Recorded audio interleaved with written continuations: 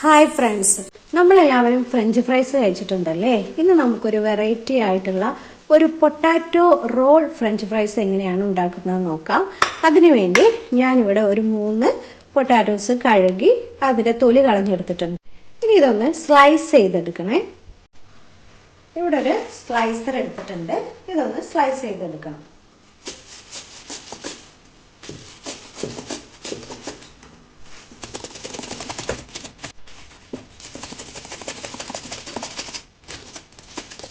ഇപ്പം എല്ലാം നമ്മളിവിടെ ഒന്ന് സ്ലൈസ് ചെയ്തെടുത്തിട്ടുണ്ട്.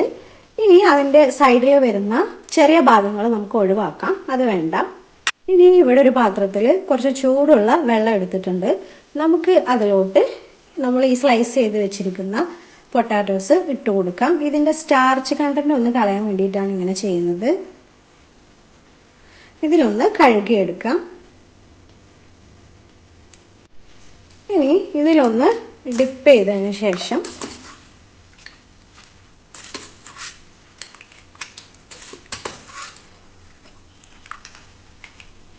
നമുക്കിതെടുത്തിട്ട് ഐസ് വാട്ടറാണ് അടുത്തത് ഞാനിവിടെ വെച്ചിരിക്കുന്നത്, അതിലോട്ട് ഇട്ട് കൊടുക്കാം. നമുക്ക്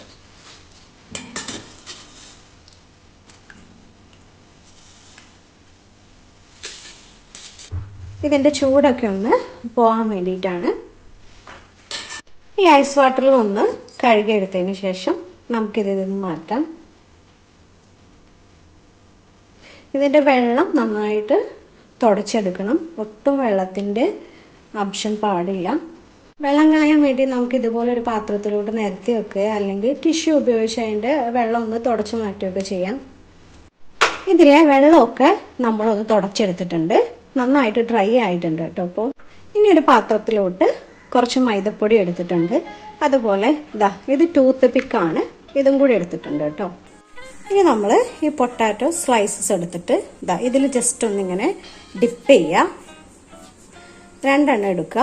ഇതുപോലെ ഒന്ന് ഡിപ്പ് ചെയ്തിട്ട് നമുക്കിതൊന്ന് റോൾ ചെയ്തെടുക്കണം. ഇതുപോലെ ഒന്ന് റോൾ ചെയ്യാം.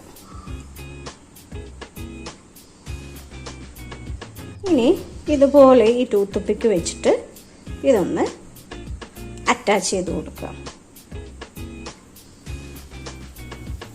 അതുപോലെ തന്നെ ബാക്കിയുള്ളതും ചെയ്തെടുക്കാം കേട്ടോ.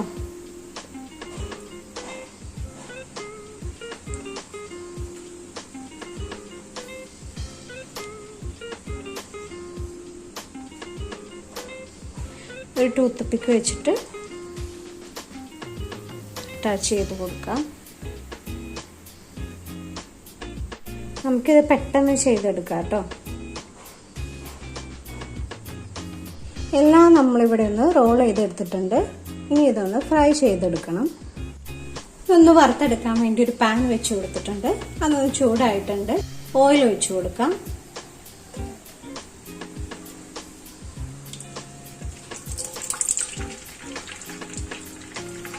ഓയിലൊന്ന് ചൂടായി വന്നിട്ടുണ്ട്. നമുക്കിത് ഓരോന്നായിട്ട് ഇട്ട് കൊടുക്കാം. ഈ സ്റ്റിക്കോട് കൂടെ തന്നെയാണ് കേട്ടോ നമ്മളിടുന്നത്. എല്ലാം ഒന്ന് ഇട്ട് കൊടുത്തിട്ടുണ്ട്. തീ കുറച്ച് വെച്ച് വേണം നമുക്കിതൊന്ന് ഫ്രൈ ചെയ്തെടുക്കാൻ. ഇതിൻ്റെ ഉൾവശമൊക്കെ നന്നായിട്ട് വേകണം, നല്ല ക്രിസ്പി ആയിട്ട് വരണം. അതുകൊണ്ട് ഫ്ലെയിം എപ്പോഴും സിമ്മിലാക്കി വെക്കാൻ ശ്രദ്ധിക്കുക. ഒന്ന് തിരിച്ചിട്ട് കൊടുക്കുക. മറുവശം കൂടെ ഒന്ന് ഫ്രൈ ആവട്ടെ.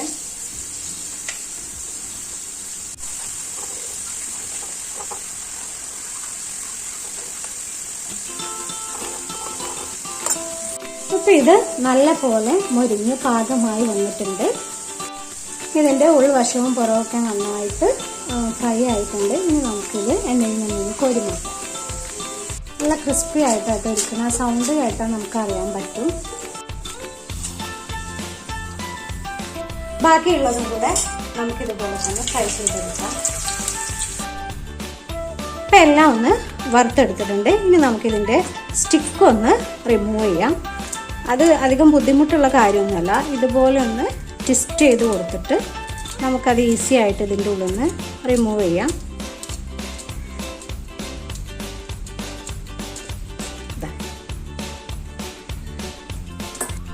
അപ്പോൾ സ്റ്റിക്കെല്ലാം നമ്മൾ റിമൂവ് ചെയ്തിട്ടുണ്ട്. ഇനി ഇതിലോട്ട് ഒരല്പം മുളക് പൊടി ഇട്ട് കൊടുക്കാം. അതുപോലെ ഉപ്പും കൂടെ ചേർത്ത് കൊടുത്ത് നമുക്കിതൊന്ന് മിക്സ് ചെയ്യാം. പൊട്ടാറ്റോ റോൾ ഫ്രഞ്ച് ഫ്രൈസ് ഇവിടെ റെഡി ആയിട്ടുണ്ട്. കുട്ടികൾക്കൊക്കെ ഒരുപാട് ഇഷ്ടപ്പെടും. നമ്മൾ എന്നും ഒരുപോലെ ഉണ്ടാക്കുന്നതിനേക്കാൾ നല്ലത് ഇടയ്ക്കൊക്കെ ഇതുപോലെ വെറൈറ്റി ആയിട്ട് ഉണ്ടാക്കുന്നതായിരിക്കും കുട്ടികൾക്കൊക്കെ ഒരുപാട് ഇഷ്ടപ്പെടുക. അധികം ബുദ്ധിമുട്ടൊന്നുമില്ല, നമുക്ക് ഉണ്ടാക്കിയെടുക്കാം. ഒരു സ്ലൈസർ ഉണ്ടെങ്കിൽ നമുക്ക് പെട്ടെന്ന് തന്നെ ചെയ്തെടുക്കാൻ പറ്റും. അപ്പോൾ എല്ലാവരും വീട്ടിലൊന്ന് ഉണ്ടാക്കി നോക്കുക, കുട്ടികൾക്കൊക്കെ ഒന്ന് ഉണ്ടാക്കി കൊടുത്ത് നോക്കുക. തീർച്ചയായിട്ടും അവർക്കൊക്കെ ഇഷ്ടപ്പെടും. നമുക്കിതൊന്ന് പൊട്ടിച്ച് നോക്കാം. കണ്ടില്ലേ, ക്രിസ്പി ആയിട്ടാണ്. ആ സൗണ്ട് കേട്ടാൽ നമുക്കറിയാൻ പറ്റും. അപ്പം ഞാനിടുന്ന റെസിപ്പീസൊക്കെ നിങ്ങൾക്ക് ഇഷ്ടമാകുന്നുണ്ടെങ്കിൽ കമൻറ്റ് ചെയ്ത് ഷെയർ ചെയ്ത് ലൈക്ക് ചെയ്തൊന്ന് പ്രോത്സാഹിപ്പിക്കുക. അതുപോലെ സബ്സ്ക്രൈബ് ചെയ്യാനൊന്നും മറക്കരുത്. Okay, thank you.